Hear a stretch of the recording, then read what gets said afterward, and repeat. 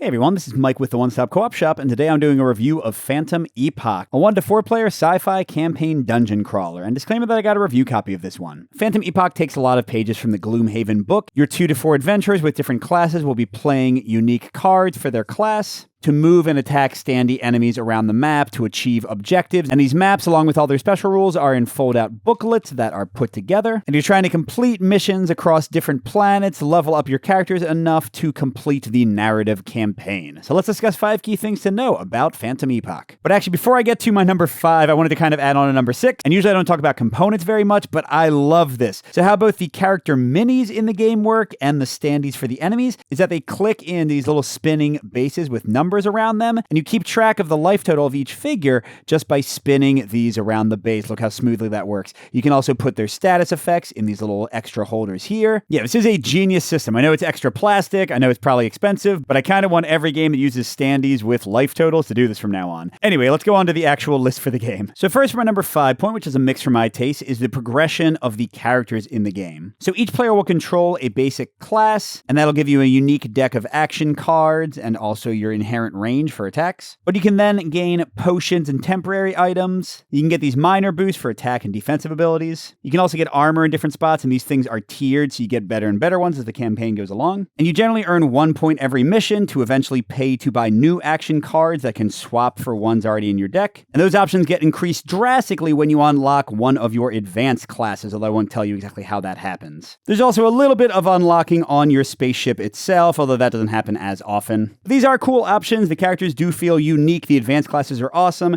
The reason this is a mix for me, and this applies to base Gloomhaven too, is that it can just feel too slow, at least for my taste, especially once you've filled all of your slots out. It'll often be 2 or 3 or 4 plays before you get something new for your characters. You're not getting kind of a new toy to play with each scenario, and that can make the pacing of progression drag. My number 4 point, which is also a mix for my taste, is the campaign structure and the narrative in the game. So first of all, the narrative itself, I like quite a bit. It's told in little sections like this, both in a secret book and in the missions themselves. And while I won't give any spoilers, the story does go in unexpected directions, and I really liked how it ended. So I think they're doing some cool, unique things here. What I didn't like as much, and again, this is also a problem I have with base Gloomhaven, is the actual campaign structure. Because what happens is when you complete missions or have certain events or other things, you will unlock certain missions on the 3 planets you can visit. And you can generally choose to go to any unlocked mission the next time you play. But like with Gloomhaven, there's nothing to really tell you which mission represents what. It's very hard to remember which one allowed you to unlock which other mission.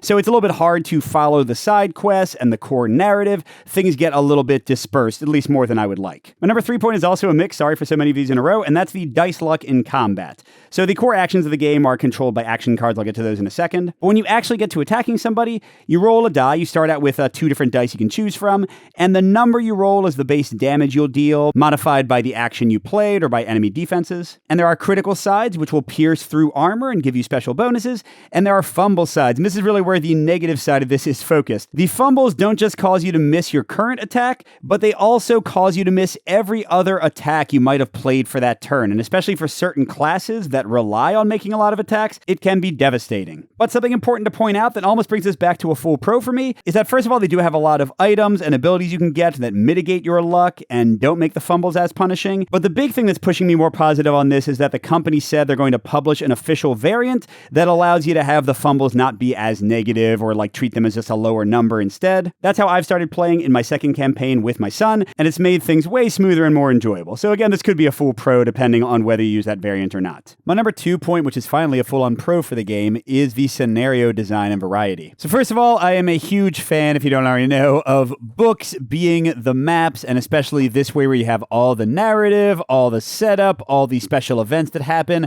That's great. Love it for smooth play. And each scenario does have a lot of changing events, new things spawning, rules changing, new threats emerging. I love that. The 3 different planets each have their own feel, their own terrain to traverse. And I especially like the way objects work in the game because they're all destructible. They can block range attacks that go through them, so it really adds to the tactical puzzle and movement. And even though the scenarios are mostly, when you get right down to it, about just killing a lot of enemies. They do have some nice variety in there. There are some scenarios that are about survival and holding enemies off, some scenarios that are about quickly moving while enemies chase you, some where you guard an NPC, lots of different boss battles, and there are a ton of them to play through. You won't play every single one in a given campaign. And then on top of that, they have these little training missions that reuse maps in different ways. Really fun, nice variety overall. My final point, which is also a full pro, is the actual action system, kind of the core card play of the game. And I'm lumping a lot in here. It was tough to get this down to 5 points. So the enemy activation is pretty slick. For every enemy on the board, you have an overall type card that gives their core stats. And these come in 4 different difficulties if you want to ramp things up. And each enemy is a combination of a species and a class. So you'll use 1 card from their species, 1 card from their class. And when they activate, they'll resolve them from left to right. And the class cards differentiate based on each of the 4 colors enemies can spawn in. So like here, the red, well, there's not an archer, but